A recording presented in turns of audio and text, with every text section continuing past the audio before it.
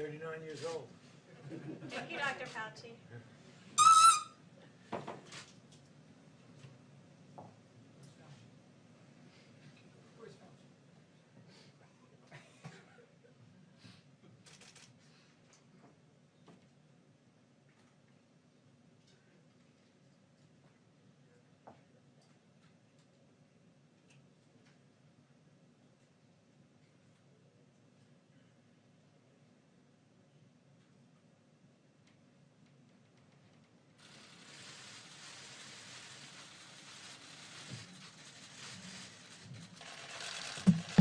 Thank you very much.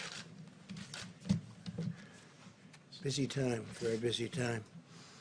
And let me begin by, again, expressing our support, solidarity, and love for the people of our great country.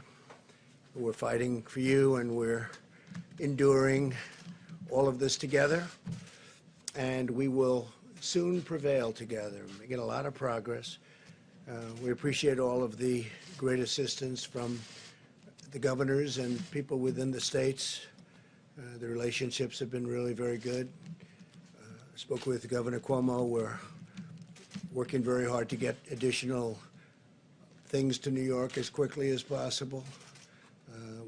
As you know, we took care of the hospital, including personnel, the 2,500 beds that we built just recently at Javits, including personnel, and we opened it up to COVID, and that's something that we also did in Louisiana, and we're doing it in Dallas. So we have a lot of not only hospitals being built, but now we're manning the hospitals because states are, in many cases, unable to get additional people to work. It's just an incredible situation. There's never been anything like this. One of the most important issues in battling this pandemic is coordinating the delivery of the crucial supplies throughout the nation based upon the most accurate information available. And we've got the best health care and disaster experts anywhere in the world, and everybody will tell you that, and we're dealing with big parts of the world and helping them also through this horrible situation. We're at 151, still 151 nations are going through it. We're working to ensure that the supplies are delivered where and when they're needed. In some cases, we're telling governors, we can't go there because we don't think you need it, or we think someplace else needs it. And pretty much so far, we've been right about that. And we'll continue to do it as it really gets. This will be probably the toughest week between this week and next week. And there'll be a lot of death, unfortunately, but a lot less death than if this wasn't done, but there will be death.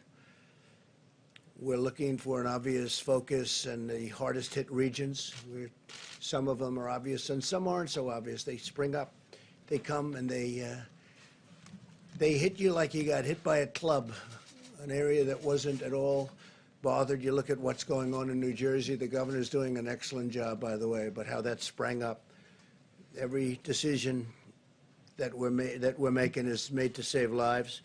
It's really our sole consideration. We want to save lives. We want as few lives lost as possible. It's therefore critical that certain media outlets stop spreading false rumors and creating fear and even panic with the public. It's just incredible. I could name them, but it's the same ones, always the same ones. I guess they're looking for ratings. I don't know what they're looking for. So bad for our country. And so bad, the people understand it. You look at the levels and approval ratings, and they're the lowest they've ever been for media. It's so bad for our country, so bad for the world. You got to put it together for a little while, get this over with, and then go back to your fake news. During a national emergency, it's just essential that the federal decision makers cut through the fog of confusion in order to follow the facts and the science. Many hospital administrators that we've been in touch with, even in the really hot spots, you know what they are communicating directly with us that their level of supplies are meeting essential needs, and at the current time, they're really thrilled to be where they are. Whenever local shortages are reported, we're asking states to immediately meet the demand, and we're stockpiling large amounts in different areas, and we're going to be discussing that in a little while. But we want distributions to be made on a fair basis. We have to take care of a large country, not just certain areas of the country. But no matter where, we've been there, and we've been there very strongly. I want to thank FEMA. I want to thank the Army Corps of Engineers. I want to thank our military for what they're doing. And we're going to be adding a tremendous amount of military to help supplement the states. Thousands of soldiers, thousands of medical workers, professionals, nurses, doctors. And it'll be a large number. We'll be telling them over the next very short period where they're going. They're going into war. They're going into a battle that they've never really trained for. Nobody's trained for this. Nobody's seen this. I would say since 1917, which was the greatest of them all. The greatest of this type of battle, probably the greatest of them all, right? 1917. Up to 100 million people were killed. In addition, we're working directly with hospitals and existing suppliers and distributors to ensure that those with the greatest need are prioritized. And that need changes. One day it's one state or one locale, one city, and then all of a sudden they're starting to do well. We had some very good reports coming out of the state of Washington, coming out of various parts of California. So areas that we were getting ready to really hit hard, we can now go to other areas. It looks like New York is going to be hit very hard. And Louisiana is just amazing the way it just spread up. And everyone's doing a good job, but they're going to be hit hard. Areas in the country that are not experiencing large-scale infections are requesting supplies beyond what their present circumstances require. And we talk to them, and we tell them, and we explain it, and for the most part, they're good with it. We think we're right. It's very understandable that officials would seek to get the most they can get for their communities. But the fears of the shortages have led to inflated requests. We have some states and areas where they're just asking for far more. I mean, look, we had one state asking for 40,000 ventilators. 40,000. Think of it, 40,000. It's not possible.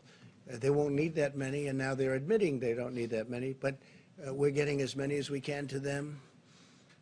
Again, nobody's ever seen anything like this in terms of ventilators, in terms of protective equipment and uniforms and outfits.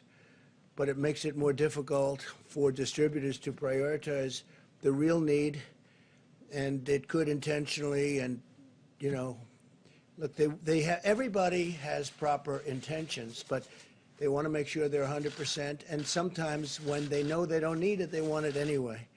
It gives them that extra feeling of satisfaction, but we just can't do that. It's not even possible to think about it. And that's why, and we're a backup. Remember, we're a backup. We're the greatest backup that ever existed for the states, especially when we start getting into the hospital building business and getting into the medical center building business. When you see we built many hospitals, numerous hospitals in some states and medical centers.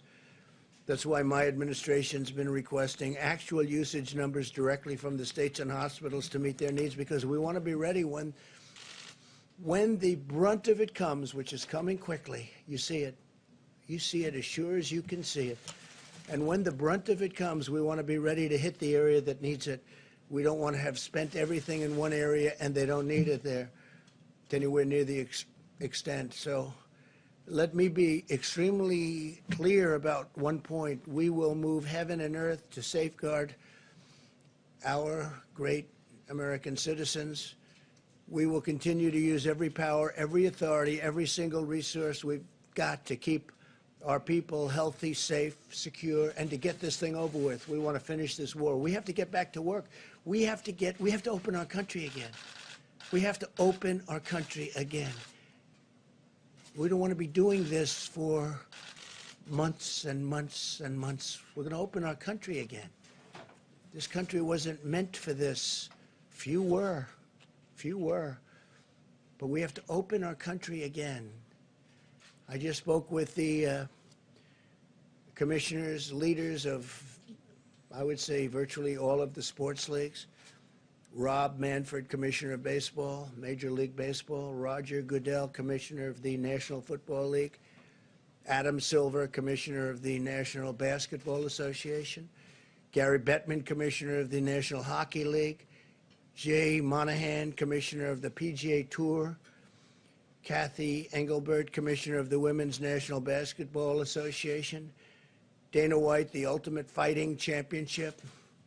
Vince McMahon, President of the WWE. Don Garber, Commissioner of Major League Soccer. Steve Phelps, President of NASCAR. Michael Wan, Commissioner of the LPGA.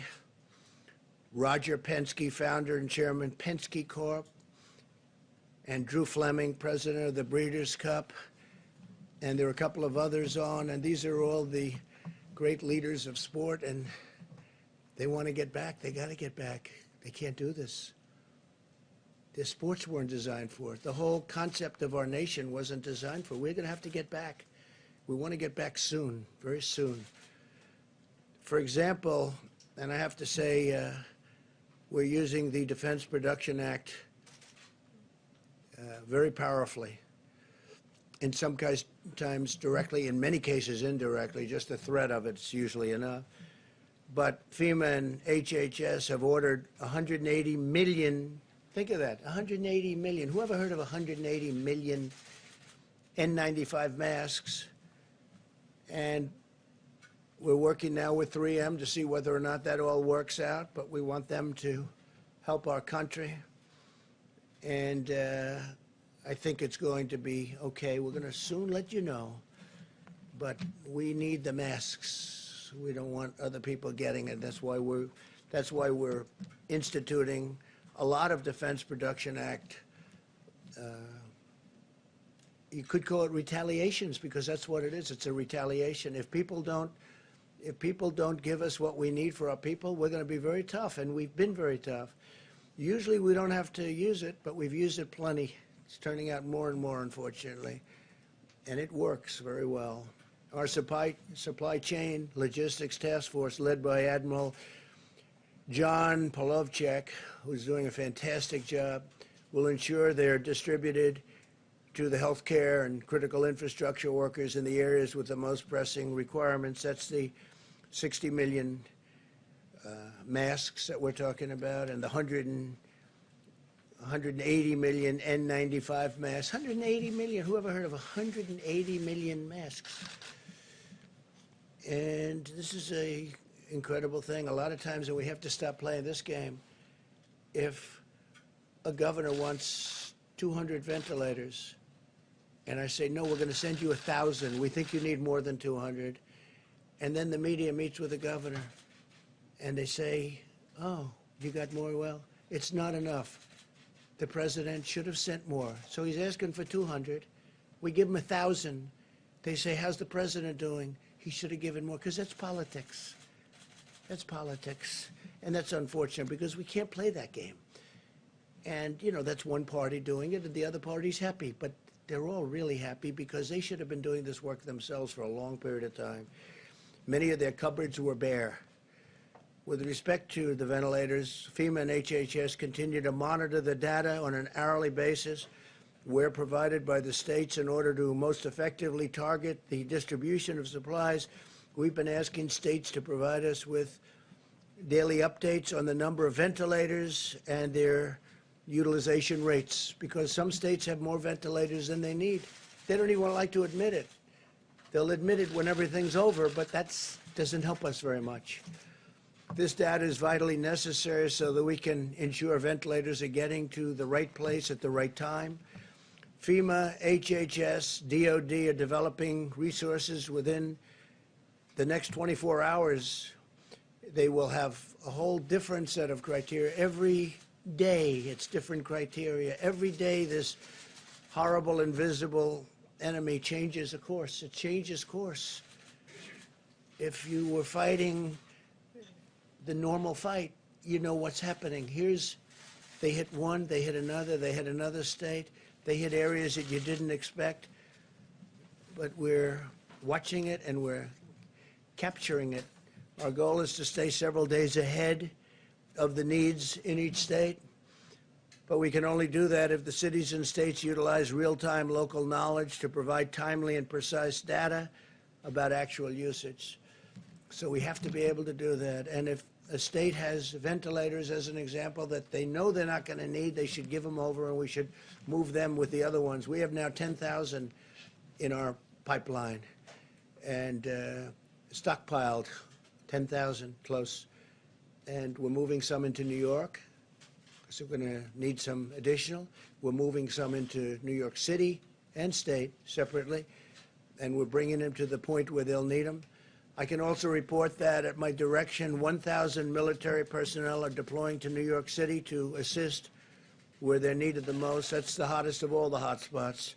New Jersey is right there. It's right next to it. And I don't know if that's overflow, but New Jersey's, it's a great state, and it's a crowded state also, where you have people on top of people. It's always tough, but we're bringing some of the ventilators. We got some for New Jersey just yesterday, and we're going to bring them some more, including doctors.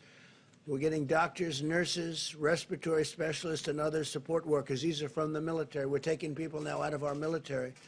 We've been doing it, but now we're doing it on a larger basis, and I want to thank Secretary of Defense Esper, who will detail some of what we're doing tomorrow and Monday. As the situation in Washington State continues to stabilize, we're returning a 300-bed federal medical station to a different location, so where we need it, and we appreciate that. They won't be needing it, and we appreciate them letting us know we're going to move it to a different location. It was already built. Many governors initially made large requests for federal support for their states in anticipation of a greater number of cases, but the residents of Washington State have done a really good job of following the federal distancing guidelines. They really have.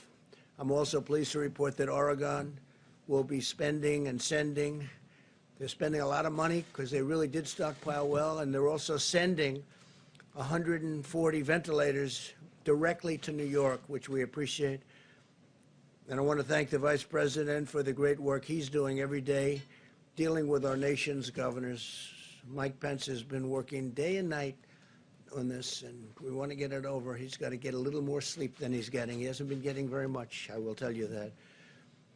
And we're all in this together, and it's a beautiful thing to see how people are joining forces to help one another. They really are. In addition to our courageous doctors, nurses, and healthcare workers, I also want to thank the incredible food supply workers who are feeding our nation. I spoke just a little while ago to Senator Bozeman. You know Senator Bozeman, we all do. He's a great senator. He's a great person.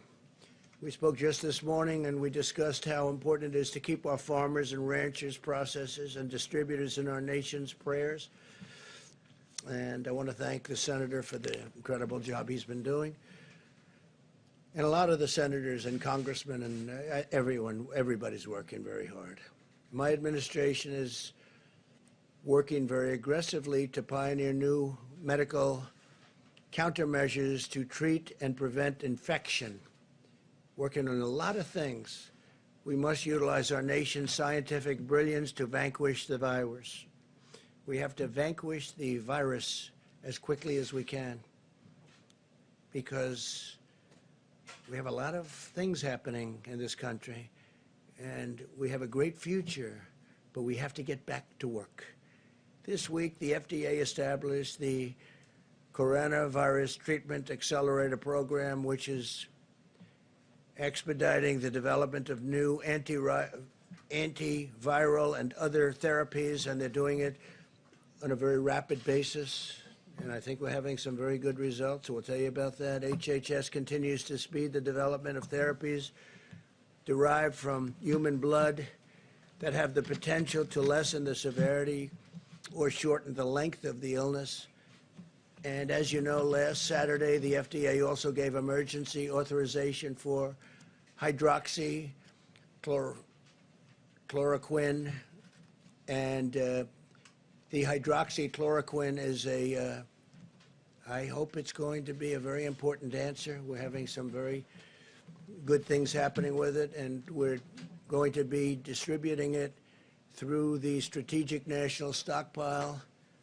It's going into the Strategic National Stockpile to treat certain patients, and we have millions and millions of doses of it, 29 million to be exact. In addition to that, we're making it, and we're also getting it from various other locations and countries. In one case, I called Prime Minister Modi of India this morning. They make large amounts of hydroxychloroquine, very large amounts, frankly. And I said they had a hold because, you know, they have 1.5 billion people, and they think a lot of it. And I said I'd appreciate if they would release the amounts that we ordered, and they are giving it serious consideration. But they do make, India makes a lot of it. But we have already 29 million, if you look, I mean, that's a big number, 29 million doses. And we've got millions of doses that are being made here, and many millions of doses that are made elsewhere that are being shipped here, and it will be arriving. We're just hearing really positive stories, and we're continuing to collect the data, but I'll just speak for myself. It's been out for a long time. It's a malaria drug. It's also a drug for lupus. And there's a study out that people with lupus aren't catching this horrible virus. They're not affected so much by it. Now, maybe that's correct. Maybe it's false. You're going to have to check it out. But there's a lot of very positive things happening with that. That's a game changer if that's the case. Obviously, we continue to work on the vaccines, but the vaccines have to be down the road by probably 14, 15, 16 months. We're doing great on the vaccines. I think Johnson & Johnson is leading, seems to be leading in terms of the studies, but we'll see what happens. But I feel good about that, but that's down the road. But tremendous promise with what's just been mentioned. In addition to that, Gilead Sciences has initiated a phase 3. That's down the line, meaning clinical studies of the drug remdesivir. Now, it's approximately 1,000 patients, which is a pretty good study. Other drugs are also being studied in patients, and this week, Oracle, great company, donated a new web portal. Larry Ellison, amazing guy, and platform to the government to gather real-time data on how patients are responding to the various new treatments, and they have a very sophisticated site. We'll be learning a lot from Oracle, and thank you to them. We're also spending economic dollars like you wouldn't believe, and speeding economic relief to American workers, families, and businesses. Yesterday, the Small Business Administration launched the Paycheck Protection Program to help employees keep paying their workers.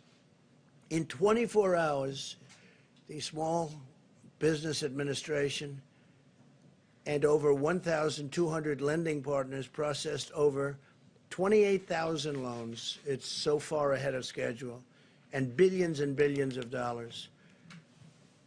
It's worked out incredibly well, and I want to thank Bank of America and J.P. Morgan Chase and a lot of the big banks that have been involved, and a lot of the community banks.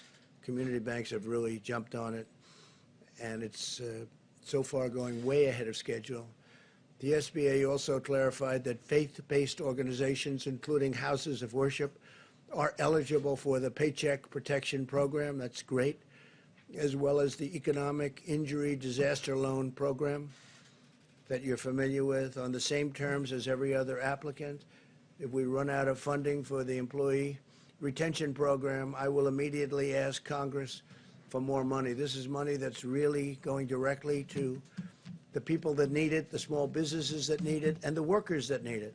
Finally, because when we open, we want to open strong with businesses that are going. Remember, we had the greatest economy in the world, and then one day we were told, you got to shut it down, stop it, tell everyone to stay home because of this horrible virus, and we did that. And we did the right thing, but now we have to open. We have to open our country. Finally, I can report that as of today, the State Department has successfully coordinated the safe return of more than 40,000 Americans stuck abroad on over 400 flights from 75 countries. Many of those countries were terrific in helping us, and I appreciate that very much. Some of them I had to call the leaders of the country, most of whom I know. And once I did, they snapped like you wouldn't believe. They really helped us great, so I appreciate that. So we brought back 40,000 Americans who were literally stuck in some countries with no chance of getting out. We got them back. 400 flights, 75 countries. Think of that. And those countries, in almost every instance, had a big problem with the virus. I want to thank the American people, most of all, for the selfless sacrifices that they're making for our nation. I know it's not pleasant, although some people have said they've gotten to know their family better, and they love their family more than ever. And that's a beautiful thing. They've actually gotten to know them. They're in the same house with their family for a long time. I guess it can also work the other way, perhaps, but we don't want to talk about that. And I want to encourage everyone to keep following our guidelines on slowing the spread. Sustaining this war effort is, and that's what it is a war effort, is the patriotic duty of every citizen. While we may be more physically distant for a time, we're closer together in the heart and in the spirit. And through this great national unity is happening. We're having a great unity developing that a lot of people didn't think would be possible to develop like this. And we will conquer the disease and restore our nation to its full and glorious might. We're doing really well, and I'm very proud of everybody out there. We're very proud of you. It's something that nobody could have ever projected. It's been over 100 years that a thing like this has happened. And the problem with this one is the contagion. It's so contagious. Nobody's ever seen anything like that, where it's so contagious. You can be feet away and just talking to somebody and catch it. You can catch it. You know how long it can live on surfaces. So things that nobody even thought of, the level of contagion. So we're getting there. We're going to make sure that it's over soon. And just keep going. It's not going to be long. And thank you very much. And with that, I'd like to ask Dr. Hahn to speak. And he's been doing yeoman's work at the FDA. Thank you very much, Doctor. Thank you. Thank you. Thank you, Mr. President. I'm going to speak about hydroxychloroquine and the efforts around that. Just to preface, I'd like to echo what the President said about the American people and the resiliency and the just terrific work. Mitigation is such an important part of our fight against the COVID-19 virus. Last week, as the President said, we issued an emergency use authorization to allow the donated hydroxychloroquine to come into the country and enter the general circulation. We are prioritizing this drug to come in for clinical trials, also into general use for physicians, because as you know, physicians, based upon their interaction with the patients, their assessment of the risks and benefits, can write a prescription for hydroxychloroquine if they think it's appropriate for the patient. Being a physician, we do this all the time, and that assessment needs to be done between a patient and a doctor. And then the third portion is we wanted to make sure that these drugs were in the circulation, in the supply chain, so that people who have them or need them for the other indications, lupus, rheumatoid arthritis, had them available. So that was the purpose of the emergency use authorization. One other thing I'd like to mention is that we on Friday stood up a formal convalescent plasma program. We have a great deal of enthusiasm for that. There are some reports that this is of benefit to patients in other countries who have had the COVID-19 virus. And what this means is taking plasma from patients who've had the virus and who have recovered and transferring the immunity, the immunoglobulins, if you will, the immunity from that person to someone who's sick. And we're hopefully expanding that across the country. The Red Cross is involved in that program, and I think it shows great promise. It needs to be studied like other things, but just like I said before, it provides hope. We don't want to provide false hope, but definitely hope. Thank you. Thank you very much, Mr. President. I'd like to just take a couple of moments to talk a little bit about the public health aspects and how it relates to what the President just said about the need for us to begin to at least think about returning to some degree of normality. and that has to do with what's going to be happening as we end this week and we go into next week. You will be seeing, and we should not be surprised because the kinetics of how this virus works is that we're going to be seeing that there are going to be deaths that are going to continue to go up. But as I mentioned to this group and to the general public multiple times, there really is a cascading of events where you have new cases, hospitalizations, intensive care, and deaths. So at the same time that we may be seeing an increase in deaths, we want to focus on the effect of mitigation is really the number of new cases. And that's what we're going to be thinking about and looking about. So we're going to pay close attention to that, and hopefully the kinds of mitigations that we're talking about are going to have the impact to allow us to begin to think about maybe changing a bit. So the question arises, is the mitigation working? So let's look historically and then just look at the reality of it. Clearly in the countries, China included, that have implemented since very strict kinds of programs of mitigation, clearly it works. In our own country, we've seen indication of that in Washington. Remember, Washington State was the first to get hit, but they put in a really good program of mitigation. And if you look at the charts that Dr. Berg showed the other day, they're still down there doing well. And the reason is, again, what I've said before, but I think it's worth reiterating, that we have two opposing forces here. The virus, which wants to do what the virus wants to do. Viruses transmit from people to people. When people are separated from each other, virus does not transmit. It doesn't go anywhere.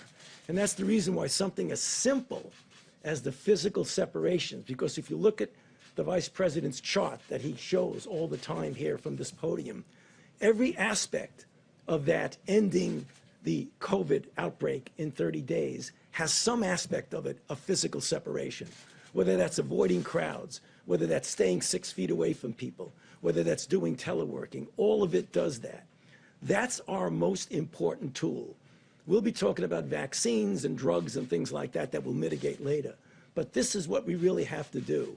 And I want to actually just plead, as I do multiple times from here, to the American public.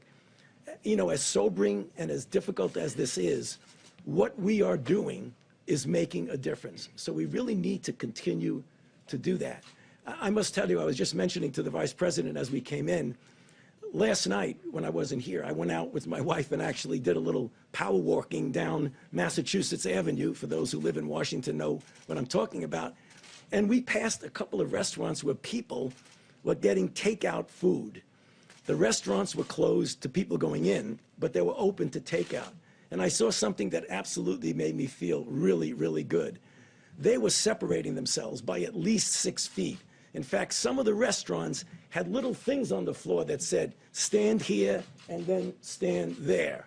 And I think if we as a nation pull together to do that, hopefully when we keep coming back here at these press conferences, we'll be able to show you that that curve that we keep talking about is going in the right direction. And I'll be happy to answer questions later. Thank you.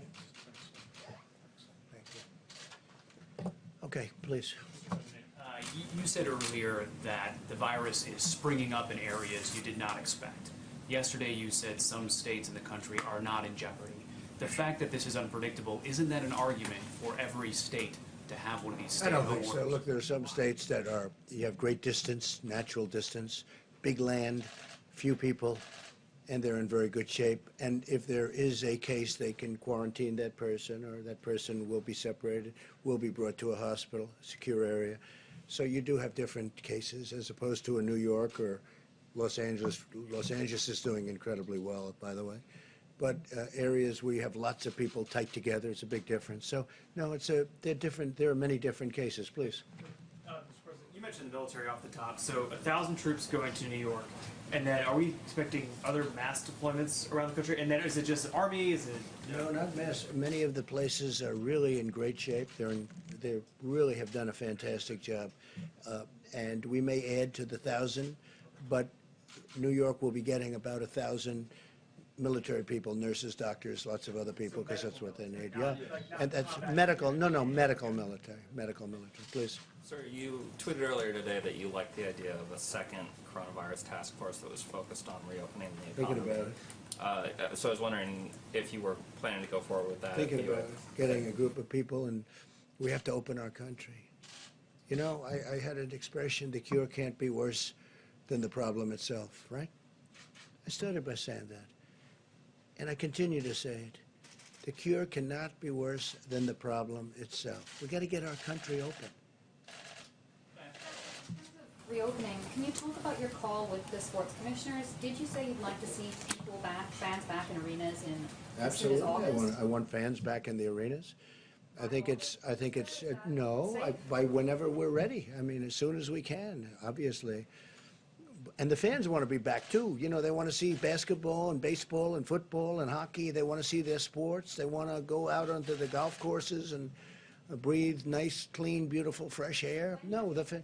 People can be I back can't based tell on you. the I can't science tell that you a you're seeing. date, but I think it's going to be sooner rather than later. But and you know, we're not going to have separation for the rest of our times on the planet. We need it for this period of time, but eventually people are going to be able to occupy those seats in arenas next to each other, like we have for all of my life and all of your life. They want to sit next to each other at restaurants. They don't want to be, 6 feet away. And some restaurant man called up. He said, I'm worried because I have a small restaurant with not too many seats.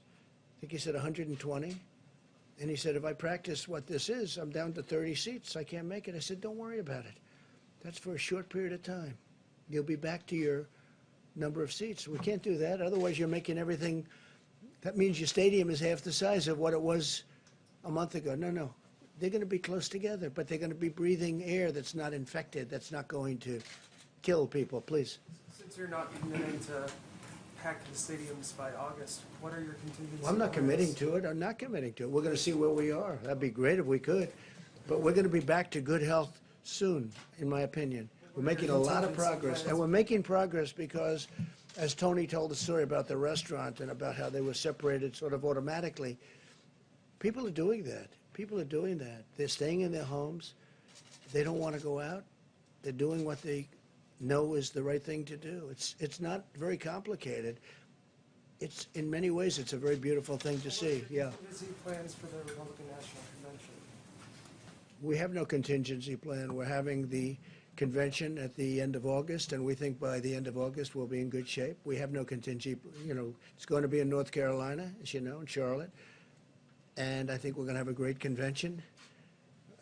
I notice, I think we had an opponent, but I almost didn't know who it was. He got 0.00001% of the vote. But I heard he dropped out 3 or 4 weeks ago. I'm not sure. Maybe you could tell me. That's the kind of opponent I had. And hopefully we have another one just like that in Joe. Mr. President, this weekend lawmakers are working on the next round of relief packages. What was not in the stimulus package that you signed last week that you would like to see in phase 4? Well, I think we're going to need more money for the small businesses. It's been working out so well. It's been so efficient. The banks have been doing an incredible job. I think we're going to need more money there. I think. We'll see. But based on the first couple of days, it's been incredible.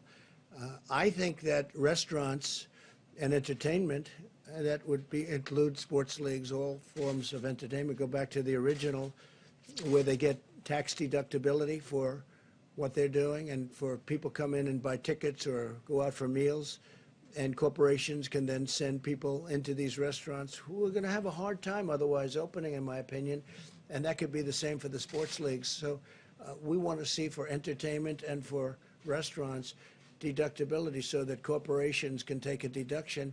They'll send their executives, they'll send people there, and they get a deduction. That is something that will really bring life back to the restaurants. I think make them hotter than before. They used to have it.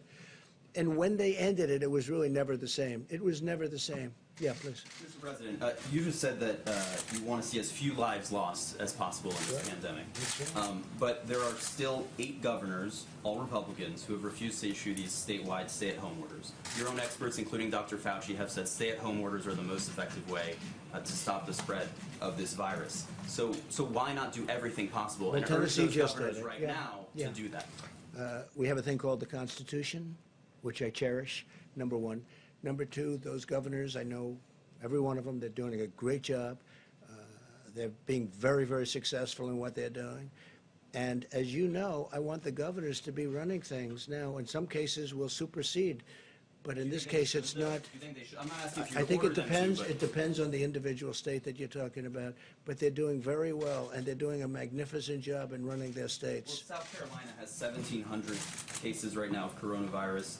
Utah has 1,255. I mean, are these not states that you think should have No, those I think stay-at-home they're doing a orders in great place? job. Well, that's a very small number relative to population. It's larger than some states that do have stay-at-home orders Okay, already in that's place. just, it's up to the, if I saw something wrong, if I saw a massive breakout, of which that's not, I would come down very hard. But, Isn't the key in this pandemic getting ahead of those numbers, though? no, not in that case, but in the case, I know the states you're talking about. By the way, I think you're up to 92% is covered. 92% of the country is covered. And from a constitutional standpoint, they made the difference. They called the shots. Yes, Jeff, go ahead. Mr. President, just a question about messaging. You and the others here are saying people need to continue following the mitigation efforts, but you're also saying again, the cure must not be worse than the problem. Which is it? No, I'm just saying, we have to get this country open, Jeff. It has to get open. This country was not designed to be closed. So we have the greatest we've ever had, and then we're paying people to stay home? Think of it. We're paying people not to go to work. How about that? How does that play? I understand that. And they want to go to work, by the way. They don't want money. This country is great. But we're paying people. We have to get back to work. That's what I'm saying. Go ahead, please. Mr. President, this is off topic. It's about the announcement from last night. It's a yes or no question, but not that we expect the answer to be yes or no. But wasn't Michael Atkinson doing the job of the Inspector General of the intelligence community, the job he was supposed to do when he simply took the whistleblower complaint to Congress that what hadn't been taken previously? Wasn't he doing the job that he was supposed to do, that American taxpayers were paying him to do? And why did you decide to terminate? I thought he did a terrible job. Absolutely terrible. He took a whistleblower report, which turned out to be a fake report. It was fake. It was totally wrong. It was about my conversation with the president of Ukraine. He took a fake report and he brought it to Congress with an emergency, okay? Not a big Trump fan, that I can tell you. Instead of saying, and we offered this to him, no, we will take the conversation, where fortunately we had a transcript. If we didn't have a transcript with the kind of deception and dishonesty that were practiced by the Democrats, I might not be standing here right now, okay? Fortunately, we had a transcript, and it was a perfect transcript because even the lieutenant colonel admitted it was correct. Okay, wait a minute, you asked a question. So he took this whistleblower, and I keep saying, where's the whistleblower, right? And why was the whistleblower allowed to do this? Why was he allowed to be, you call it fraudulent or incorrect transcript? So we offered this IG, I don't know him, I don't think I ever met him. He never even came in to see me. How can you do that without seeing the person? He never came in to see me, never requested to see me. He took this terrible, inaccurate whistleblower report, right? And he brought it to Congress. We offered to have him see my exact conversation. It was all about the conversation, by the way. That was the whole thing. It was about the conversation, right? And then after he saw it, he must have said, wow, because as I've said it many times, and it drives you people crazy, it was a perfect conversation. So instead of going and saying, gee, this is a terrible thing he said about the president's conversation. Well, it was a fraud. I didn't say that. And by the way, you have the whistleblower. Where's the informer, right? And here's another question. Remember, before I gave the transcript, in other words, before I revealed the real conversation, where's the second whistleblower? Remember the second whistleblower? Wait. There was going to be a second whistleblower. But after I gave the conversation, he just went away. He miraculously went away. Where's the informer? Because there was going to be this informer. Maybe Schiff was the informer. You ever think of that? He's a corrupt guy. He's a corrupt politician. So listen, I say this. Where's the informer? Remember, the informer was coming forward. But I gave. Because, see, I did one thing that surprised everybody. This gentleman right here said, boy, that was a shocker. I revealed the conversation. I got approval from Ukraine because I didn't want to do it without their approval. And they said, absolutely, you did nothing wrong. By the way, President of Ukraine, foreign minister, said he did nothing wrong.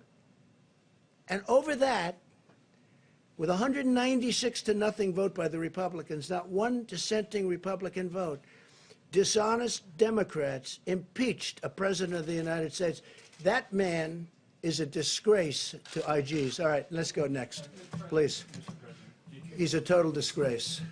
Did you run by your decision to dismiss the Inspector General by Senator? Okay, we'll get off this because people want to talk about what we're talking about, but let me just tell you something. That's my decision. I have the absolute right. Even the fake news last night said he has the absolute right to do it. But ask him, why didn't you go and see the actual conversation? There was no rush. He said, oh, we have to rush it. He even said it was politically biased. He actually said that. The report could have been, you know who the whistleblower is, and so do you, and so does everybody in this room, and so do I. Everybody knows, but they give this whistleblower a status that he doesn't deserve. He's a fake whistleblower. And frankly, somebody ought to sue his ass off. All right, it's enough of the whistleblower. Go ahead, please. The governor of New York today said that he is still desperate for ventilators and that he has accepted 1,000 of them from the Chinese government. Are you concerned that What he didn't say is, okay, let me tell you what he didn't say. Two very good friends of mine brought him those ventilators, right? Two very good friends of mine. They brought them. If you'd like their name, I'll give you their name. But should states No, but the governor didn't mention that. It came through the Chinese, the country of China. But they were given by two friends of mine. But he didn't tell you that. Now, the governor also, you'll see when you read the letter, the governor also asked for 40,000. He wanted 40,000 ventilators. Now, the governor, as you know, had a chance to get 16,000 a few years ago. He decided not to get that. The state of New York has asked for help. I've given him 4 hospitals, 4 medical centers. Then I gave him an additional hospital. Then I gave him military people to operate the hospital. They were not supposed to be COVID hospitals. The ship is not. Interesting thing happened with the ship. People aren't in accidents because there's nobody driving. There's nobody taking motorcycle rides down the West Side Highway at 100 miles an hour. People are away. So people aren't being injured. Now they're asking whether or not we could open up the ship for COVID. We have given the governor of New York more than anybody has ever been given in a long time. I'll just say, I was going to say in history, but in a long time. And I think he's happy. But I think that, because I watched what he said today, and it was fine. I wouldn't say gracious. It wasn't gracious. It was okay. I must tell you, Gavin Newsom has been gracious. Los Angeles, California, the job we've done, and all of California. Why does that matter if they're gracious or not gracious? It doesn't matter. It doesn't matter. But I think when we've given as much as we've given to New York, somebody should say nice. I'll tell you who's been very nice. Mayor de Blasio has been very nice. He understands what we've given him. We brought him some more ventilators, too, yesterday. But nobody has been given like New York. And I know he appreciates it. He just can't quite get the words out, but that's okay. So when he says that he needs 40,000... Please, go ahead. Come back to Dr. Fauci's comments on... To which one? Dr. Fauci's comments on mitigation. On the reproductive value of the virus, the WHO had it at, I think, 2 to 2.6. Others had it a percentage point or 2 higher. Do we have a new number now based on those mitigation techniques? Have we managed to bring it down? Well, Deb, I think maybe you should answer that, right? Dr. Birx, please. Yeah, sure. Go ahead. You know, it's an excellent question, and it's why all of the modelers, and I really want to thank them again, they're reevaluating all of their models in light of the level of the impact of the mitigation. Remember, none of us had really been through this before. So when we modeled school closures and distancing and staying at home and all of these pieces, that had never really come into the model before. They're working on that very diligently now.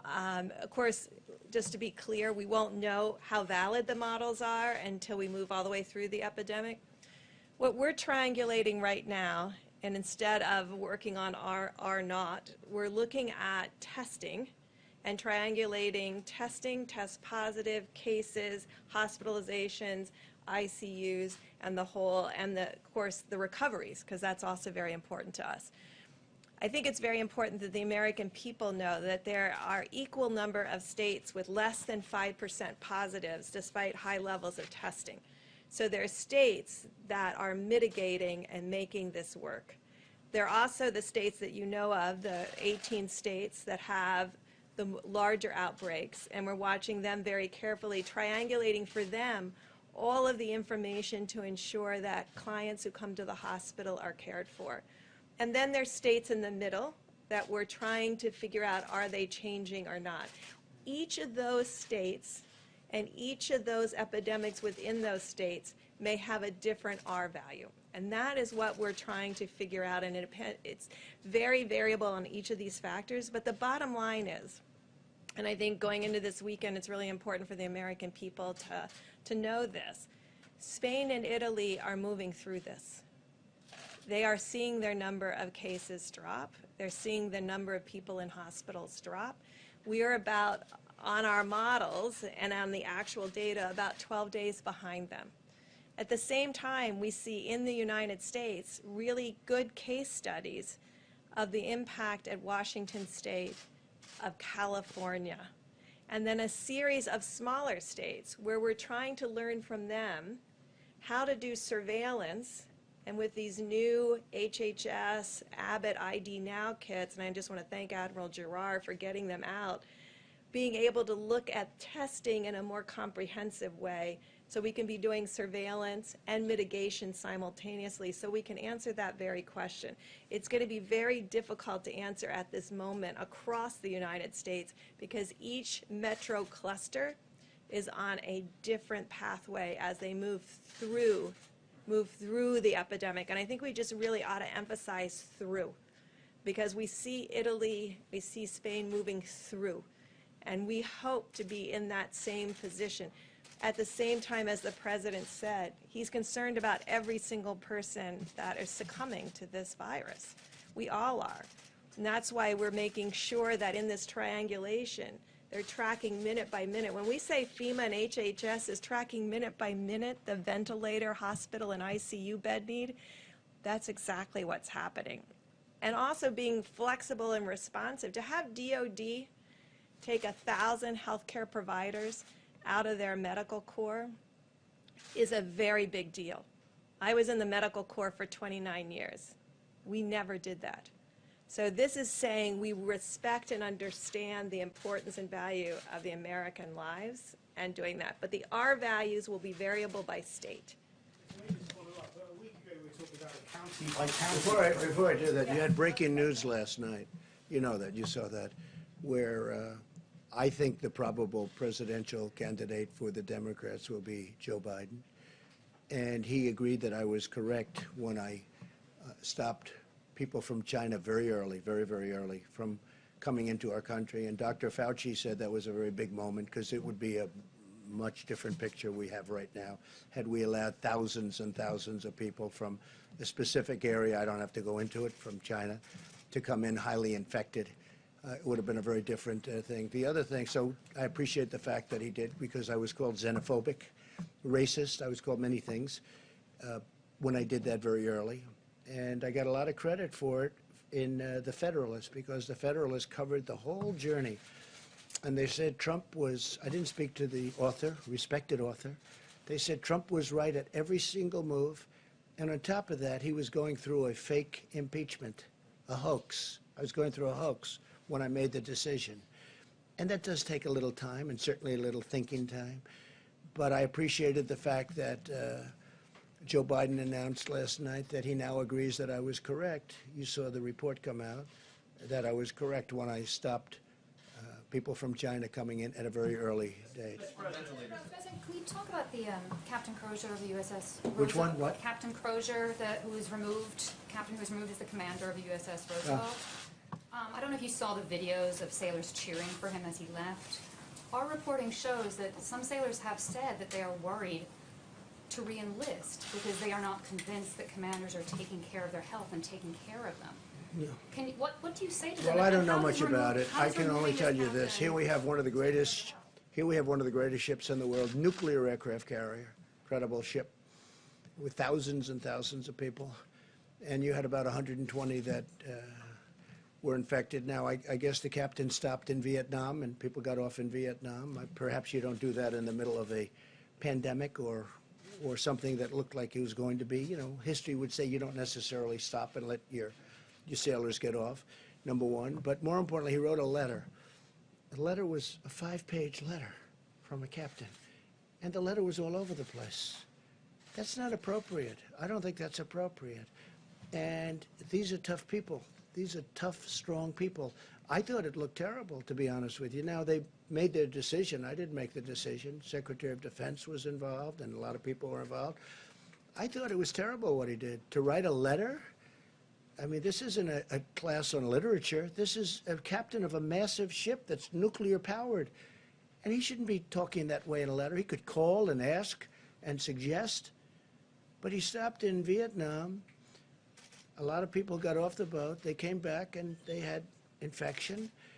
And I thought it was inappropriate for the captain of a ship to do. I don't want to comment as to whether or not, but I agree with their decision 100%. In the back, please.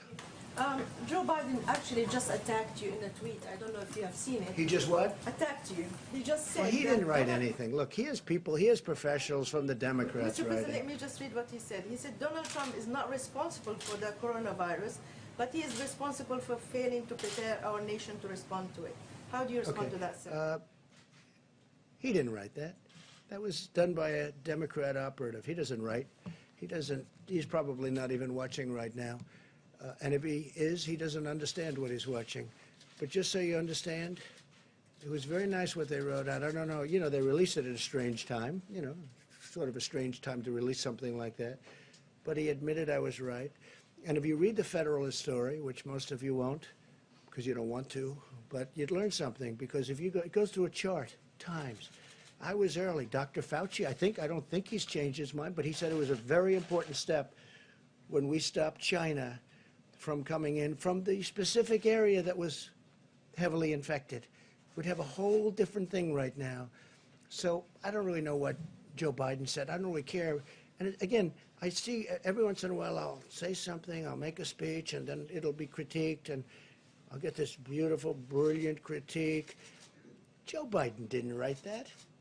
Joe Biden didn't write that. He wished he did, but he didn't. Go ahead, please. Back. Sure. I wanted to ask Dr. Fauci a quick question. China has warned of a resurgence of the virus. Has the U.S. developed a plan if, in fact, a second wave of the virus does, in fact, occur here in the country? Yes, we do. I mean, one of the things that obviously is parallel with thinking about the possibility, as I mentioned a little while ago, about mitigation allowing us to turn the corner very much on the front burner, is what happens when we do, because the risk of there being a resurgence is real.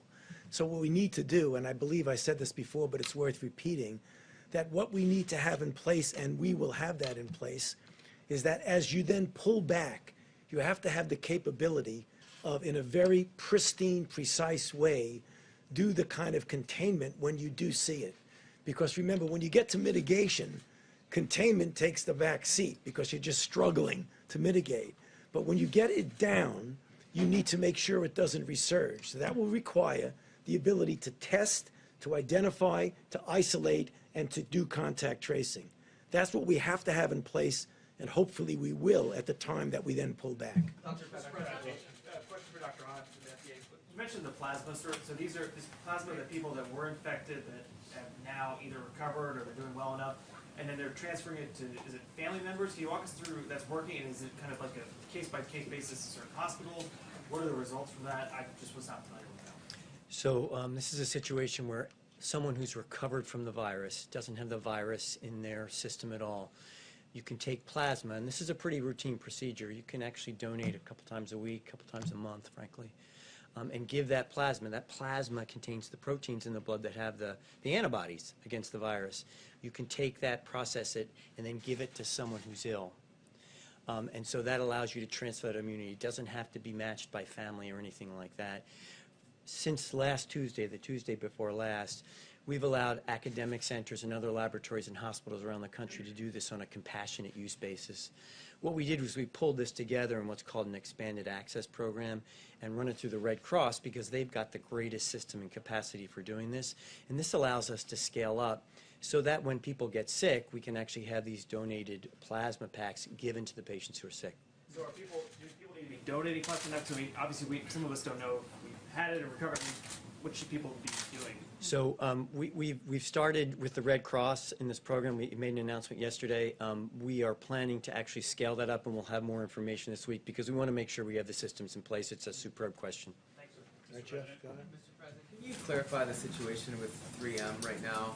Germany said that it was an act of piracy, that 200,000 masks were apparently diverted from Thailand to the United States instead of to Berlin.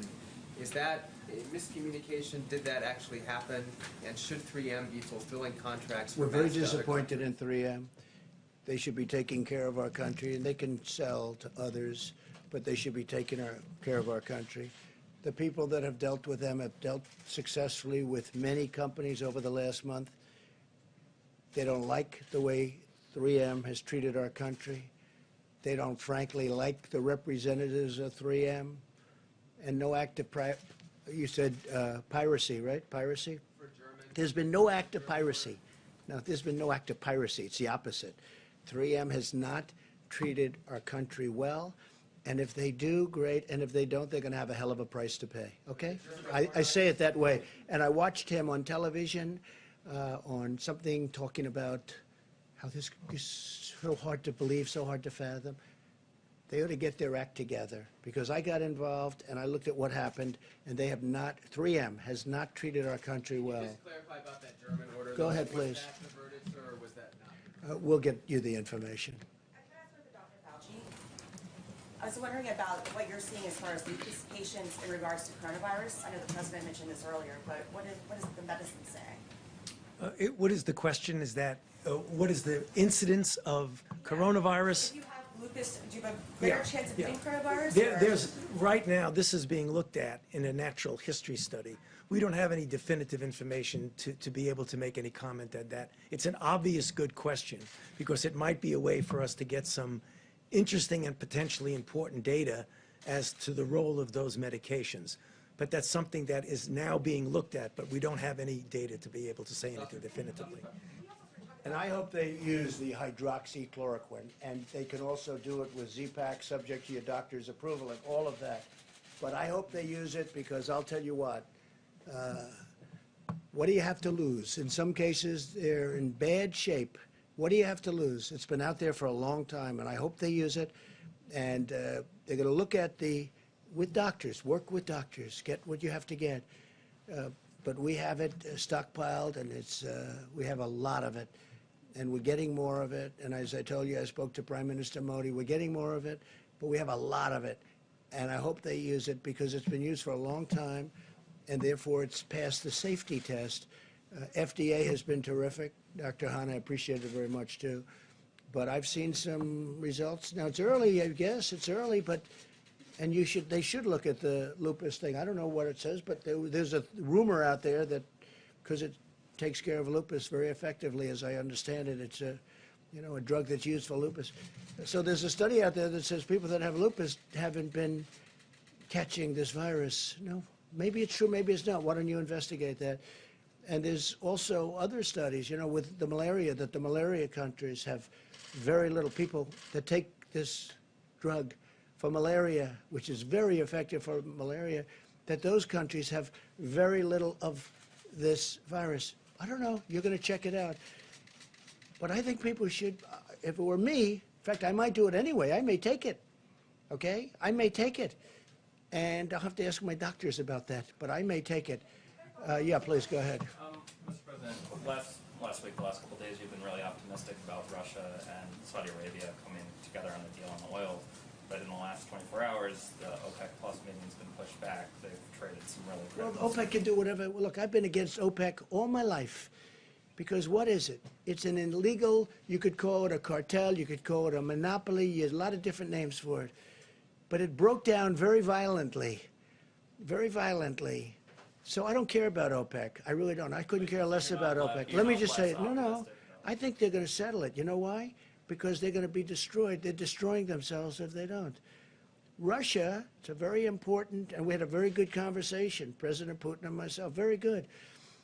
But Russia, a big part of their economic well-being is from oil. Well, oil is at a record low. Nobody's ever seen anything like it. It's actually lower than you even think.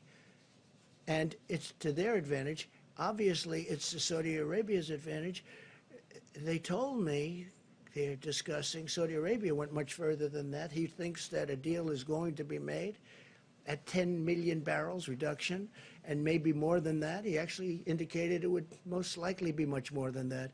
So we'll see what happens. I mean, we're going to see what happens. But as far as OPEC is concerned, I mean, I was against OPEC for years and years because I thought it was very unfair to our country. The beautiful thing is we have built one of the great, one of the things we've done is created so much we produce. We're the #1 producer in the world right now. I don't like it for a different reason, because it's going to hurt a lot of jobs in our country, this price. It's going to hurt a lot of jobs. Now, with all of that being said, people are going to be paying 90 cents a gallon. Did you ever hear of that? What's that, 1952 or something? All right? So from that standpoint, but you know what? I am a big believer in our great energy business, and we're going to take care of our energy business. And if I have to do tariffs on oil coming from outside, or if I have to do something to protect our thousands and tens of thousands of energy workers and our great companies that produce all these jobs, I'll do whatever I have to do. Okay? Yeah, ma'am, go ahead. Yeah. You tweeted a little while ago about how sad it is for kids they don't have Little League right now. But I'm wondering if you're willing to share about your youngest son and how he's dealing with life and sheltering in place, not going to school, no sports.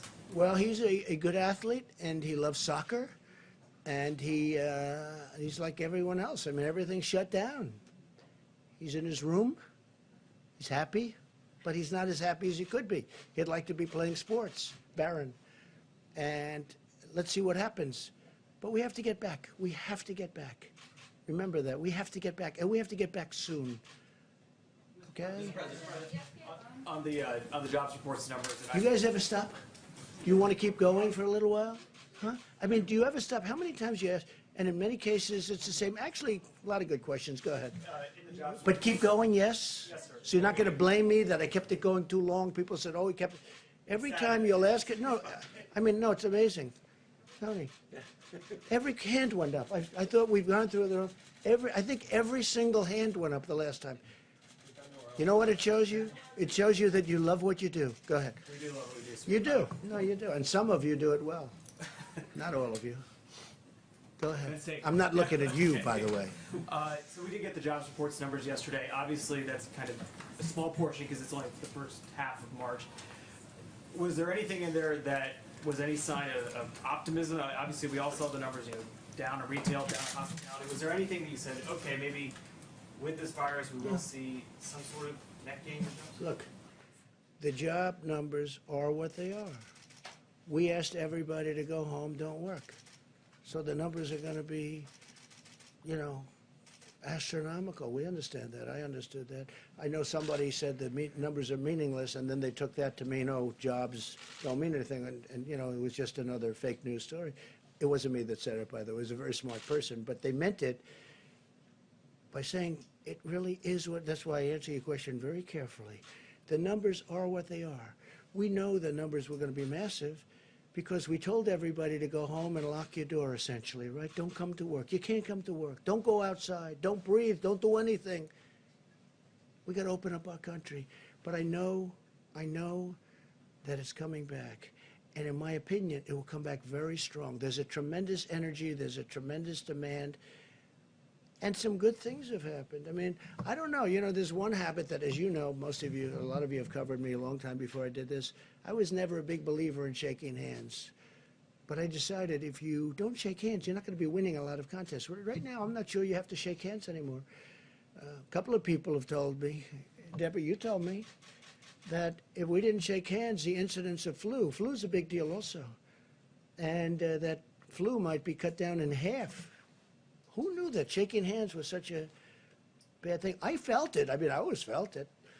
And, I was never to a point where I can't shake somebody's hand. I knew people like that too, but there weren't too many of them. But when I ran for office, all of a sudden I'm shaking hundreds of hands. And if I don't, I wouldn't even be standing here. But I think that's a custom that maybe people don't have to. We have to get close together. We have to sit together at the stadiums. We have to sit next to each other and restaurants. All that stuff is going to happen. But I think the concept of shaking hands maybe is something that's going to be a little bit from the past. Let's see what happens. Maybe they'll go right back to shaking hands. My last question today, how about that? Good. Is there anything you want people to do to show their support, especially we have two doctors up there, to show their support for the medical community? Is there something that, we've seen people clapping when nurses leave? Well, we've seen a lot of that. You might say something there. I have seen such support. I saw this morning where everyone's they're clapping for fire department, they're clapping for police, but they are really these people are you know what they're like? They're like, Tony, they're like warriors, Mike. They're like warriors. They were going into Elmhurst Hospital, which has been tragic, right near where I grew up in Queens. Going in, and the people in buildings are going, I mean, they're the rock stars. They're warriors. Nurses, doctors, first responders, what they're going through.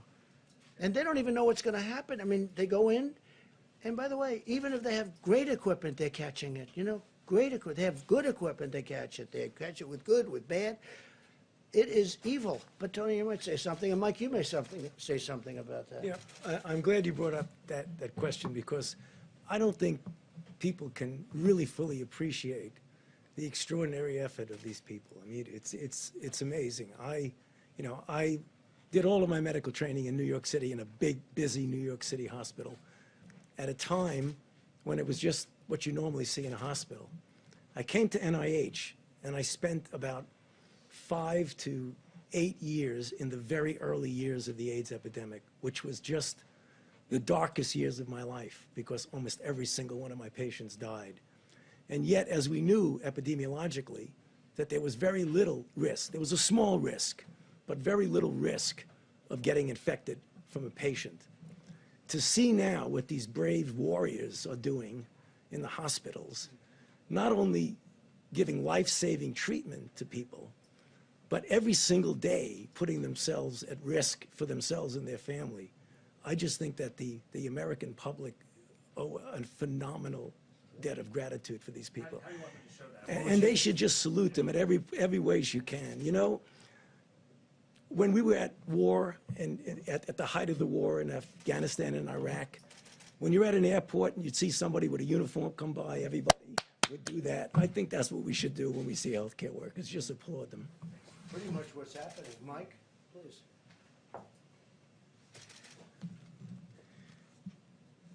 The stories are incredibly moving about what healthcare workers are doing every day. It's not just that they're going back into the hospital in places like New York and New Jersey, earlier than that in Washington State and California, where this first began. It's not just that they're providing care to people, but because of the nature of how contagious the coronavirus is, they're also supplementing for family. I mean, that's what gets to me. When I hear the stories that, understandably, in nursing homes and in hospitals, they're restricting visitors, then they should, to prevent the spread of the virus to be brought into the hospital or to be brought out. And so to hear the stories of healthcare workers who are holding up an iPhone while someone who's critically ill with the coronavirus may well be saying their last goodbyes to their family, and then to be there in those moments. I mean, our healthcare workers they're not just doctors and nurses today, they're supplementing for family, for people all across the country. And I just think, tomorrow's Palm Sunday. It's Holy Week in the great Christian tradition. And I have people ask me from time to time, send me an email or on the many conference calls that we have, they said, what can we be praying about? And my first thought is with the families who have lost loved ones and the patients who are struggling with coronavirus. But during this very special week, I just encourage people to pray for our healthcare workers. Pray for them and their families. They are really the hands and feet every day, not just of healthcare, but of the heart of the American people. And we are all grateful for them every hour of the day. And think also about the Army Corps of Engineers. That's a little different, depending on where they are and where they're working. But the Army Corps of Engineers, throwing up a hospital in New York City, 2,500 beds in 3 days? I mean, think of that. And FEMA, what they're doing. And the National Guard is now delivering for the states because the states were unable to get, we'd drop it at a big warehouse where we're told to drop it. And the states were unable, some of the states were unable to bring it from the warehouse to the site. So we got the National Guard to become a delivery service, if you can believe it, and they would bring it. And some of those sites were dangerous sites. They were very dangerous sites. Think of that. It's been amazing. It's been amazing. I just think, I've never seen anything like it. I'm so proud of this country. And really, it's a world problem, and some countries in the world are just handling it so well. You know, again, I keep saying it's 151. That was as of 2-3 days ago. It's probably more. Some people said they didn't know there were that many countries. That's how big this is. And Mike said something else. So, yeah, Palm Sunday, tomorrow. Think of it. We're not going to churches on Palm Sunday. But think of next Sunday, Easter. And I brought it up before. I said, maybe we could allow special for churches. Maybe we could talk about it. Maybe we could allow them with great separation outside on Easter Sunday. I don't know. It's something we should talk about. But somebody did say that, well, then you're sort of opening it up to that little, you know, do we want to take a chance on doing that when we've been doing so well? But Easter Sunday, Palm Sunday, I'm going to be watching tomorrow live from Riverside, California, great church. But I'm going to be watching on a computer, right, on a laptop. I think on Easter maybe I'll be watching from a laptop as opposed. So how sad is it that we have Easter Palm and Easter Sunday and people are watching on laptops and computers? It's sad. But the job that this whole country has done is amazing. But I'll say this, our medical professionals, what they've done, because they walk into those hospitals, you see them putting on their gear and they're putting it on as they're walking through the front doors. And some of those people are going to die. They're going to die. You know, it's like incredible. And we can say what we want, Tony and Deb, about young and medium-aged, and there are plenty of those people dying too. You know, it generally hits the older people where they have problems. It hits young people too, and it hits middle-aged people too. But these people are walking into hospitals, and I watch. I think it's incredible. And they're putting their outfit. They're getting it, and they're going in. They're going. It's like a war. Again, there's never been anything so contagious as this. In 1917, it was vicious if you got it, but it wasn't contagious like this. Now, in 1917, had they had the internet and all the means of communication, they could have practiced distancing. You know, by the time people started thinking in those terms, they lost, I guess, 75 to 100 million people. So that's modern, you know, that's a modern day great thing that happened. Please. Yeah, just on antibodies. To what extent do you think that you can use antibody tests to determine who can go back to work and how quickly? Well, I don't know. I'd rather leave that to the doctor. Doctor, do you have an answer to that? You think it'll be a tool? We think it'll be a tool to help us get people back to work. It'll be additional information because, as you know, if you have an antibody, that means you were exposed and have recovered from it. That, with the information about diagnosis, should help. But how quickly can you scale up this testing to determine on a large scale how many people can go back to work and have these antibodies? So as you know, a couple weeks ago, we provided a great deal of regulatory flexibility around this. A lot of great developers have been working on this. Dr. Burks put a call out to the academic labs around the country to do this, and we've been working very closely with a number of manufacturers. So we think that it can be scaled up relatively quickly. Mr. President, a question for Dr. Fauci. In a recent interview, you had said that you knew the 15-day guidance would not be enough. I wanted to ask your confidence level about the 30-day guidance and whether it'll be enough. You know, it's tough to talk about levels of confidence, but I can tell you one thing that I feel strongly, that if we do in a very proactive way what I said in my opening comments, and people literally across the country as a baseline have that physical separation, and As we've mentioned up here, there'll be varying degrees of that depending upon whether you're in New York City or you're in a place that's less. But every place, everybody should be doing some degree of this physical separation. If we do that, again, I have confidence that what we will see is the turning around of the curve. Whether or not it'll be all the way down where we want, it's impossible to say. I would be foolish to say that. But the one thing I am confident in, so let's take this to the bank, that mitigation works. So it does. We've seen it in other countries. We've seen it in our own country. And that's the reason why I keep coming up at every chance I get to plead with the American people to please take a look at those guidelines that the Vice President keeps putting up with his chart. Because every single one of those points has something to do with physical separation. And mitigation does work. But again, we're not going to destroy our country. We have to get back. Because, you know, at a certain point, you'll lose more people this way through all of the problems caused than you will with what we're doing right now. What we're doing right now, I think it's going to be very successful. But you know what? I don't know. We have a big decision to make at a certain point. Okay? We have a big decision to make. We went this extra period of time. But I said it from the beginning, the cure cannot be worse than the problem itself. And we cannot let that happen. We have an incredible country. We were having the greatest period in our country's history from an economic standpoint and many other ways. We cannot let this continue. So at a certain point, some hard decisions are going to have to be made. Go ahead. Mr. President, ventilator manufacturers are doubling, tripling, even quadrupling their production in some cases. That's true. And yet medical experts and some of these manufacturers are predicting that there will still be shortages of tens of thousands of ventilators.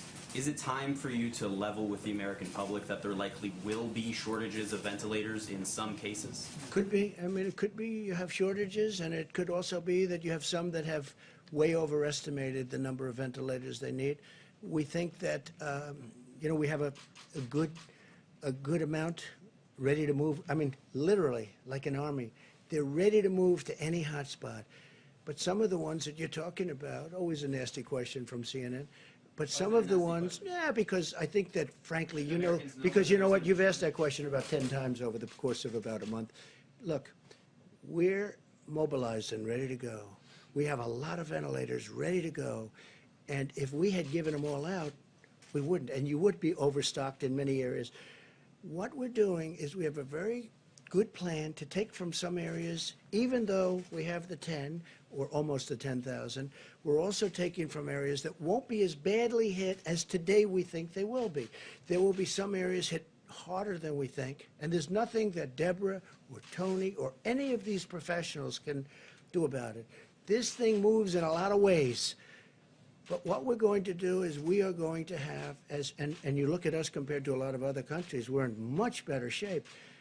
But these professionals have done an amazing job. Now, over the next week, in 2 weeks, it's going to be a very, very deadly period, unfortunately. But we're going to make it so that we lose as few lives as possible. And I think we're going to be successful. I think we already are successful in that regard. When you look at that graph, and you see all of the bumps, if you want to call it, at a very low level. And you see a couple at a higher level, they were tough.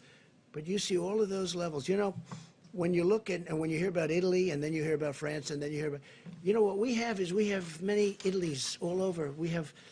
They're like countries. California is a country. New York is a country.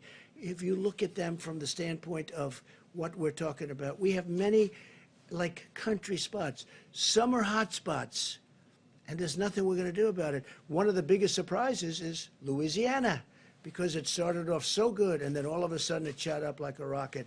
But we are going to try and have ventilators wherever we possibly can. Jeff, go ahead. Despite the Herculean effort of some of these companies to ramp up production as fast as possible, it still won't be enough. Well, New York wanted 40,000 ventilators, okay? 40,000. Think of what 40,000 is. It's like cars. It's a big project. It's an expensive product. I mean, some of them are $50,000 a piece. I saw one the other day, $55,000. That was before they start playing the games with supply and demand, okay? Some are very, very, you call them luxury. Some are not. But frankly, these are very expensive products. These are very high-tech projects and products, and they take a period of time. We have thousands of them being built right now. Some will be ready. And we're going to have extra, and we'll keep them at hospitals. But a lot of hospitals, a lot of states had the chance of getting ventilators, and they turned those ventilators down so they could spend their money at something else. And in a way, I understand that, because who thinks a thing like this? It's not a knock. If I'm told, like perhaps New York, you can spend $1 billion on ventilators and get 16,000 or a massive number of ventilators that they've been offered over the years, or you can build a new bridge or road or something. I mean, I understand how that works. I'm not blaming anybody. I'm just saying a lot of the states had chances of stockpiling a lot of ventilators. They didn't do it, and I think we're doing a very good job in helping them out. Please, Jeff. And it's a very fair question. I understand that question very well. Yeah. To follow up on what you and the others have been saying today about it being a deadly week or two coming, can you give us a sense, or perhaps Dr. Birx, of what that means numerically? I'd like to ask also, I'd like to say, we know pretty much the line of attack. We know the numbers. The numbers are the numbers. They seem to be checking out, unfortunately, or in some cases, they're on the low side, which we're very happy. We want to keep them on the very low side, and that's where we're headed, and I think that's maybe where we're headed. But I'd like to ask maybe you and Tony, where is the week or the number of days of greatest attack? What will be our worst day, if that's possible to determine? I think that's what you're asking, right? And how many deaths exactly are you expecting? So as you can look in the places that are the most difficult hit right now, the Detroit area, the New York area, the Louisiana area, and we are doing it by the counties in those states, because there are mostly it's metro areas and the bedroom communities around those metro areas, because people went to work and got exposed and came home and exposed other. If you look out in New York now, you see that it's in Long Island and it's out in Suffolk County and Nassau County. All of those counties, Wayne and Oakland, they're all on the upside of their curve of mortality. So when you get to the peak, you come down the other side. And when will that peak be? So by the predictions that are in that healthdata.org, they're predicting in those 3 hotspots, all of them hitting together in the next 6 to 7 days. And are you thinking tens of thousands of deaths in that period of time? You can go to the website. It's variable. Each one of those communities is different, but you know where New York is, how much their mortality has been, and what we're seeing today are the people who were infected 2 or 3 weeks ago. If mitigation in New York worked, and we believe it is working, the cases are going to start to go down, but the mortality will be a lag behind that because of the comorbidities and other conditions. So that's why all of the predictions are that this next week, and I think we said this last Sunday when we talked about the charts, and it's difficult to do, and we tried to prepare the American people to understand that you have to, as much as you go up, you have to come down the other side, because coming down is a reflection of the cases that were coming in before. I'd rather not say a number, but the numbers are available if you go to the website. I mean, you can see that there's several hundreds per day in New York. And I think Governor Cuomo has talked about that increasing still into the 500, 600, 700 range a day. So, that's very concerning to us. We, again, applaud the healthcare workers who are doing every single thing humanly possible to save more lives. And we are ensuring on a ventilator by ventilator, day by day, to get them there so that we can say and we can be there when they need it. Because we are supposed to be that group that comes in after all of the resources are exhausted. And we really applaud what Oregon did. And we really applaud what the governor is doing about moving between the states, between the different counties, to bring them to New York, because that's what's needed today. A different place will be needed tomorrow. You mentioned, just to Follow up on something apparently you said yesterday, that you had some concerns about Pennsylvania, Colorado, and Washington, D.C. Could you expand on that? We're watching them because they are starting to go on that upside of the curve. We're hoping and believing that if people mitigate strongly, the work that they did over the last 2 weeks will blunt that curve, and they won't have the same upward slope and peak that New York, New Jersey, Connecticut, and part of Rhode Island are having. So this is a very important, the next 2 weeks are extraordinarily important, and that's why I think you've heard from Dr. Fauci, from myself, from the President and the Vice President, that this is the moment to do everything that you can on the presidential guidelines. This is the moment to not be going to the grocery store, not going to the pharmacy, but doing everything you can to keep your family and your friends safe. And that means everybody doing the 6 feet distancing, washing your hands. So, I mean, ditto to everything that Dr. Berg said, but also to emphasize why it's so important to do that, because we're looking at 3 or 4 really key hotspots that are still going up. It's absolutely essential that the ones that are down at that lower level that Dr. Berg showed the other day, those communities where they're still going up, we've got to make sure we don't have multiple waves of peaks. That's going to be the answer to the question of when we can start pulling back. Because if you keep having multiple peaks and different waves, that's going to make it very difficult. We put your foot on the, no, exactly what I said just before, and I keep repeating. Just make sure everybody does at least the minimal amount of that physical separation. Because the virus has no place to go if you're physically separated. And one of the reasons that I keep talking about hydroxychloroquine is that the question that nobody ever asks, and the question that I most hate the answer to, is what happens if you do have a ventilator? What are your chances? And I just hope that hydroxychloroquine wins, coupled with perhaps the Z-Pack, as we call it, dependent totally on your doctors and the doctors there. Because you know the answer to that question. If you do have the ventilator, you know the answer to that question. And I hate giving the answer. So I don't want to get them there. I don't want to get them there. There's a possibility. And I say it. What do you have to lose? I'll say it again. What do you have to lose? Take it. I really think they should take it. But it's their choice. And it's their doctor's choice or the doctors in the hospital. But hydroxychloroquine, try it if you'd like. The other thing, if you have a heart condition, I understand, probably you stay away from the Z-Pack. But that's an antibiotic. It can clean out the lungs. The lungs are a point of attack for this horrible virus. But when you have a ventilator, don't ask the answer because I hate it. If you have it and it's working beautifully, I don't like the answer because it's not a very high percentage. So I want to keep them out of ventilators. I want to keep them, if this drug works, it will be not a game changer because that's not a nice enough term. It will be wonderful. It'll be so beautiful. It'll be a gift from heaven if it works.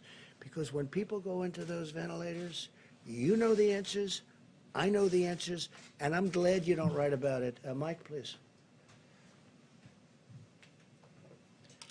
Well, you've heard from the experts what our task force has heard.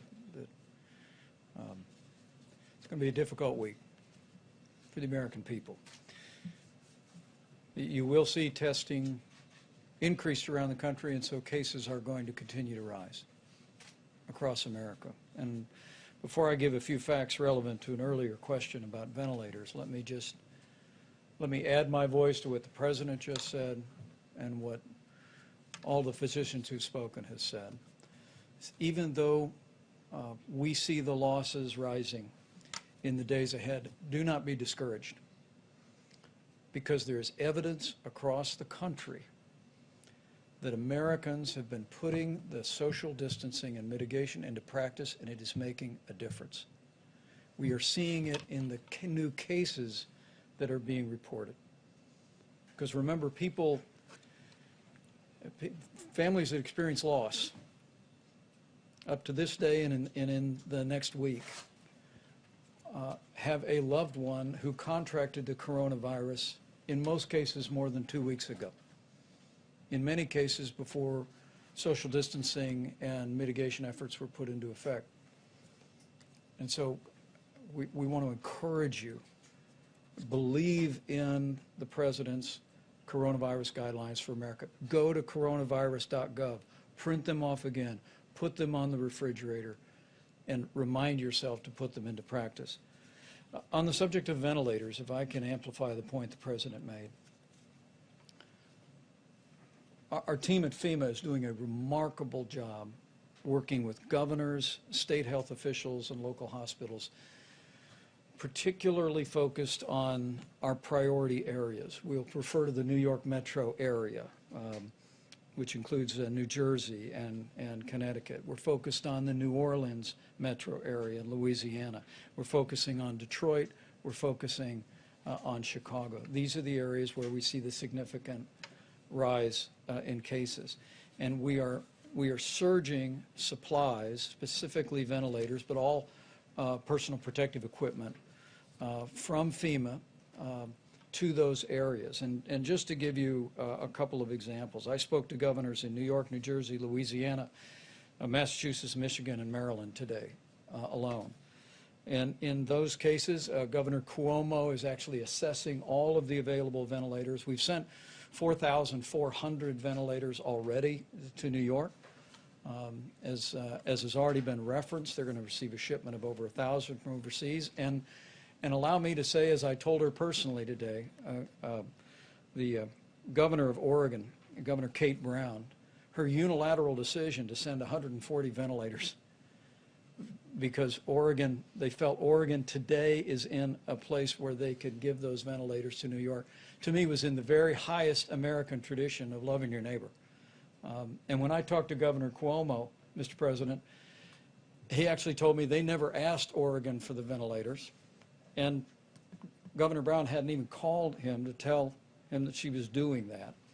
It really is remarkable. When I talked to Governor Hogan today, and the President and I will be speaking to all of America's governors on Monday again, I told him how inspired I was and how he ought to spread the word to other governors in areas where they can spare resources to be joining with us at the federal level and providing them to states at the point of the need. But just a few for instances. As we track New Jersey, as I told Governor Phil Murphy, we deployed 200 ventilators to New Jersey today. Louisiana, where we're monitoring literally hour by hour what's taking place in New Orleans with some encouraging news, but still great challenges.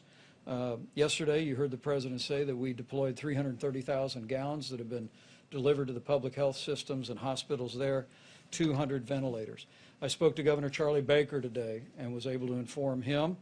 We're watching Boston area very closely. 100 ventilators are deploying today. I spoke to Governor Gretchen Whitmer today. Detroit is experiencing a significant number of cases. We're watching it carefully. And today, FEMA directed 300 ventilators to Michigan. Again, as the President said, we're all working our hearts out. But what I want to say to American families and what I want to say to healthcare workers is that we are going to identify the resources, leave no stone unturned, and we are going to focus resources on those areas in the order that they emerge. Now, the last thought is back on mitigation. We are hoping that we do not see other major cities in the country experience what Seattle experienced, what greater New York City area is experiencing, what New Orleans is experiencing, and that's all in the hands of the American people today. So I just want to encourage you, coronavirus.gov, put into practice the President's coronavirus guidelines, and you will do your part to save lives, protect the American people, and ensure that we will have the resources to meet this moment wherever the need should arise. Mr. President, you spoke earlier about the SBA loan program that got up and running yesterday. But we're hearing from a lot of small business owners a lot of concerns about whether they will get this money. Some say some of the banks weren't ready yesterday to start processing loans. Some banks are layering, and some We're banks way are ahead of schedules. The banks have been great. layering extra J.P. restrictions Morgan on Chase, Bank of America, they're so far ahead. This is typical with you in particular. We hear they're behind. They're not behind. It's been flawless so far, far beyond our expectations. You should say, I hear you're doing well, but maybe, I don't even hear of any glitch. They've done billions of dollars of loans to small business. And these are great loans. These are loans that get immediately paid off. These are loans that get businesses back. I wish you could ask a question where something's working so well. Now, maybe things won't work well, and I don't mind that kind, but where something's working so well, and you ask a question in such a negative way. It's doing great. Yeah, go ahead. It's doing great, really good. Maybe it won't in 2 weeks, and I'll respond differently, but it's doing great. You know it, and so does everyone else. Everyone's shocked how well it's doing. Has mentioned in the Who did? past, Dr. Burks. Yes. Some demographics such as seeing that men might be more susceptible to the virus, seeing in Europe more cases among the between 30 and 50 class. Has the data that you've seen in the past 2 weeks changed that assessment? Are men more susceptible? I don't think it's changed much, has it? No, same pattern as Europe. Same pattern, same answer that we've given you That for the includes last. folks between month. 30 and 50 being more adversely affected than what we've seen in Asia? No, tomorrow I'll bring you all the graphs back so you can see it. We can bring an updated graph, but it's very similar. Please. Mr. President, a few days ago you talked about possibly restricting flights from hotspots. Where Yeah. are you on that? Where's your We're looking at it very seriously. Right now, we're dealing with governors, we're dealing with airlines, we're dealing with a lot of different factors. It's a very difficult decision. We're also doing testing, getting into planes, very strong testing. States are doing testing of people that leave planes because they don't want to have people coming in who are infected. So understanding that, and the level of testing has been enormous, okay? And some states are saying you have to go in quarantine for 2 weeks if you come from certain areas. So knowing that, we're working with the governors. Mr. President, what kind of when you say testing, do you mean domestic travel or people coming in from Both, outside the country? both. Some states are doing, when they land, they're doing very strong, very powerful testing. Please, go ahead. Some airlines, sir, and they say they don't know what you're talking about. Okay, well, then you'll check up again. One last question on ventilators. Governments are doing it too, our government. Go ahead. One last question on ventilators. The governor of New York said that he received donation in ventilators from Jack Ma of Alibaba, which I think is your friend. Would you call on the business community to donate ventilators, not necessarily to New York, but other states like Louisiana and No, Jack Ma Michigan? is a friend of mine, and he's made it very possible to get about 1,000 ventilators from China. But that was from him and my other friend. It was really a gift, and we appreciate it very much. It was very nice of them. All right, I think we've had enough. We'll be seeing you very soon, and I'm sure that you know that all of us are going to be working very hard. We're working very hard. We are really coming up into a time that's going to be very horrendous, probably a time like we haven't seen in this country, wouldn't you say? I mean, I don't think we've seen a time like this in the country, and we're getting to that point where it's going to really be some very bad numbers. We want to keep those numbers a lot lower than they would have been, and we will do that. We have tremendous talent working. We have tremendous people, and that includes governors. That includes everybody. Everybody's working. But unfortunately, we're getting to that time when the numbers are going to peak, and it's not going to be a good-looking situation. I really believe we probably have never seen anything like these kind of numbers, maybe during the war, during a World War, a World War I or II or something. But this is a war all unto itself, and it's a terrible thing. We will be seeing you soon. We'll keep you totally abreast. We're also going to be releasing new ventilator numbers because we have a lot of them coming and a lot of them going to different locations, and we appreciate it very much. Thank you. Thank you.